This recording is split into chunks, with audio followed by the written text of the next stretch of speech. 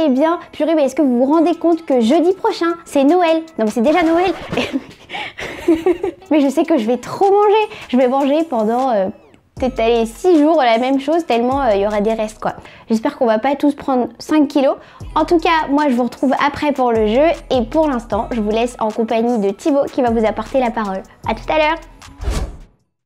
Hello les filles, j'espère que vous allez bien. Je suis super méga honoré de vous apporter la parole de Dieu et de vous encourager ce matin. Mais avant, c'est important de vous souhaiter un joyeux Noël.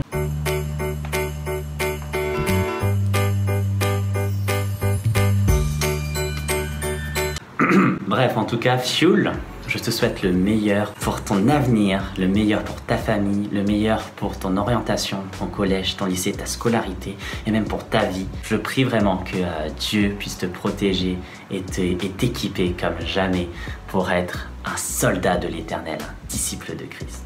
Le titre du message ce matin, parce qu'on va rester sur la thématique de la liberté, c'est « Jésus nous dit que c'est la vérité qui nous rendra libres ». Waouh, la vérité qui nous rend libres. Et j'aime ça. Et moi, ça me fait penser à ce verset dans Jean 8, 31, 32. Alors, il dit aux Juifs qui avaient cru en lui, « Si vous demeurez dans ma parole, vous êtes vraiment mes disciples. Vous connaîtrez la vérité, et la vérité vous rendra libre. » J'aime ce verset. Tu sais pourquoi? Parce que, en gros, je vais te raconter une histoire. J'étais jeune, j'avais 12 ans et j'étais en 6e. Et en gros, j'avais une mauvaise note. T'avais le professeur. Thibaut, alors c'était vraiment pas fameux, hein. 4 sur 20. 4 sur 20. Oui, et d'ailleurs, tu le feras signer à tes parents, s'il te plaît. Je compte sur toi, je connais ta mère, hein. Elle est professeure, d'accord? Moi, à ce moment-là, j'ai bugué.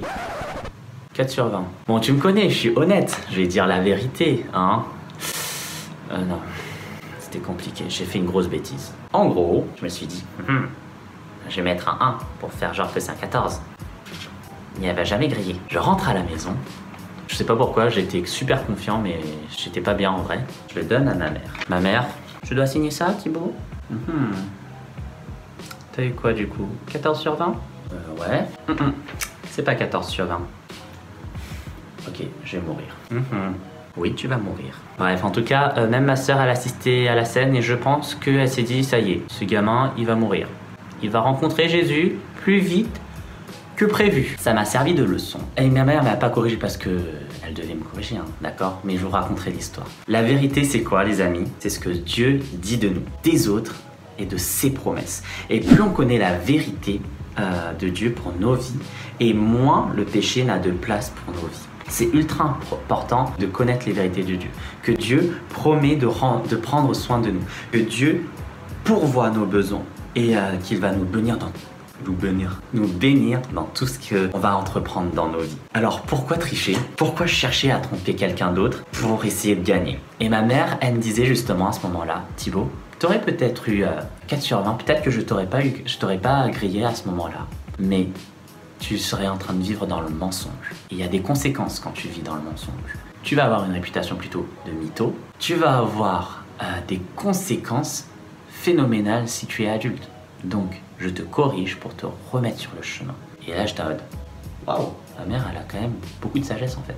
Elle m'a corrigé et elle me disait en plus de cela, Thibaut, tu m'aurais dit que tu avais 4 sur 20. On aurait regardé juste tes erreurs pour que tu puisses t'améliorer et avoir une meilleure note pour la prochaine fois. Je t'aurais laissé avec ce mensonge, tu aurais continué à avoir des mauvaises notes. Ah ouais, j'avoue, c'est pas bête. Au prochain contrôle d'histoire-géographie, j'ai eu 8 sur 20. Je me suis amélioré, hein. Je me suis fait quand même incendier. Mais bref, en tout cas, ma mère, elle m'a beaucoup moins incendié que ce jour-là. Ce jour-là où ma soeur m'a dit, ça y est, mon frère, il va rencontrer Jésus. En plus de cela, j'aime beaucoup ce verset. Il me fait penser beaucoup à l'histoire de Zachée.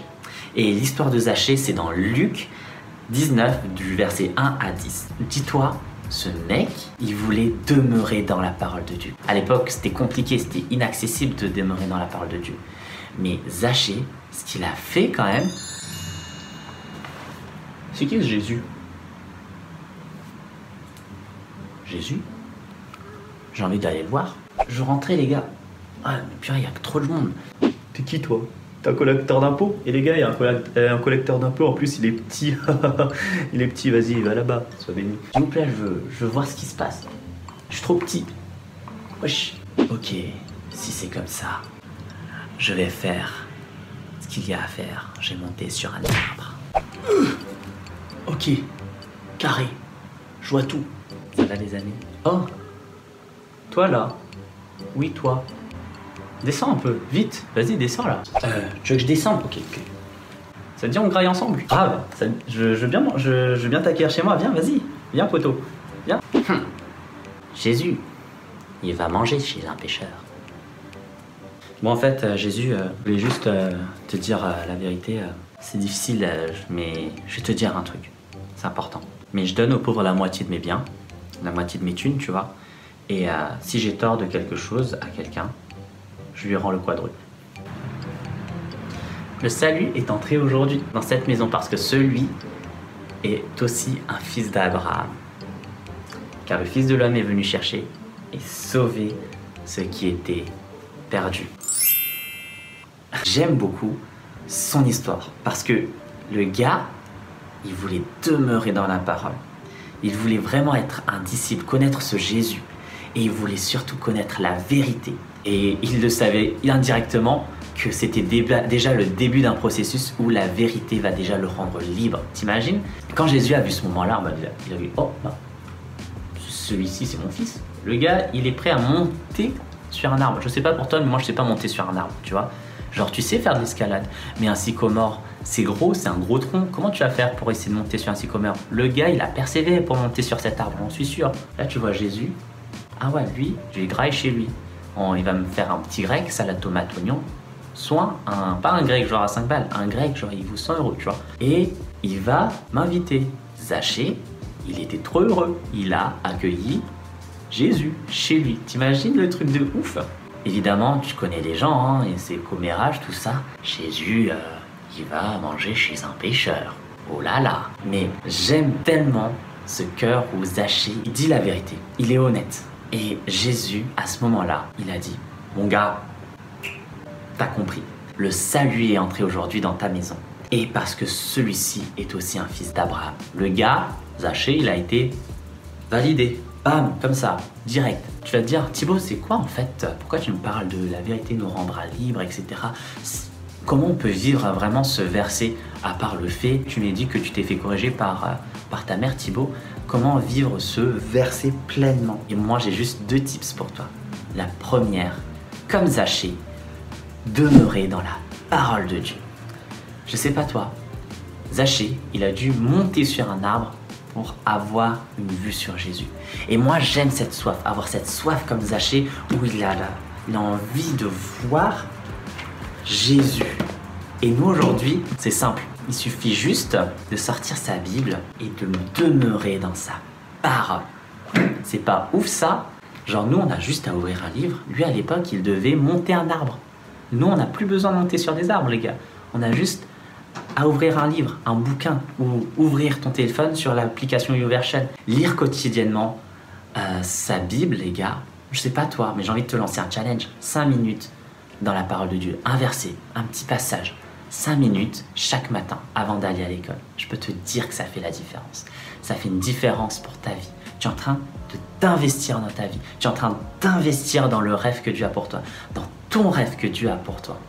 Donc continue à t'investir. Un rêve se réalise pas comme ça, comme si tu demandais à un génie. Jésus, c'est pas un génie. Il veut que tu demeures dans sa parole. Et les vérités sont renfermées dans ce bouquin. Ok? Deuxièmement, comme Zachée, être quelqu'un de toujours honnête, toujours dire la vérité. Moi, j'étais malhonnête, hein, je me suis fait corriger. Mais après, j'ai compris que le fait d'être honnête, la deuxième fois, je suis venu avec un 8 sur 20 à ma mère. Ma mère, elle a regardé, elle avait beaucoup plus de grâce. Elle disait, ok, de 8 sur 20, mais comment on va faire pour que tu puisses avoir au moins la moyenne, pour que tu puisses avoir moins d'erreurs? Ah, il faut que tu connaisses les dates par cœur. Ah, ok, il faut que tu aies plus de réflexion, Thibaut. Il faut que tu comprennes un peu l'idée qu'il y a derrière sur l'histoire et la géographie. Bref, c'est le fait de dire la vérité, ça te permet d'avancer. Le fait de rester dans ton péché, tu restes à reculons et il y a un blocage. Aujourd'hui, ça peut être difficile pour toi de dire la vérité. En disant la vérité, tu auras toujours des choses positives quand quelqu'un est bienveillant avec toi. Quand tu vis ce que j'ai vécu, comme les notes, dis toujours la vérité. Quoi qu'il arrive, toujours la vérité. D'être toujours honnête. Si tu mens, ça n'aidera ni toi, ni personne. Soyez bénis les fioles, je vous aime et joyeuses fêtes.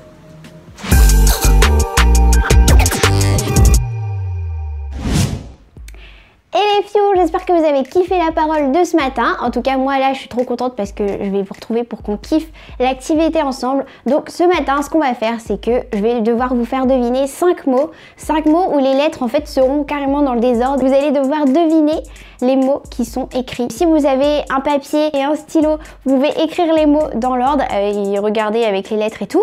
Soit sinon, vous avez le chat si vous êtes en connect et vous avez juste à participer dans le chat. Ok, c'est parti. Alors, on commence avec le premier mot. Allez, je vais peut-être vous donner un petit indice. Pourquoi je donne trop de réponses? C'est un truc qui se mange. Qu'on peut trouver, allez, en Inde, ou dans la nourriture asiatique, ou la nourriture réunionnaise, ou malgache. Est-ce que vous avez trouvé? Mossuasme. Ah, c'est dur, hein? Allez, je vous dis la réponse. La réponse, c'est samosa. Je sais que je vais en manger beaucoup à Noël, donc j'ai trop hâte. Deuxième mot. Voilà, alors il est hyper dur. Je ne vais pas vous donner quand même trop d'indices. Mais bon, si je vois que vous galérez, je vais vous en donner. Alors, l'erkabnatk.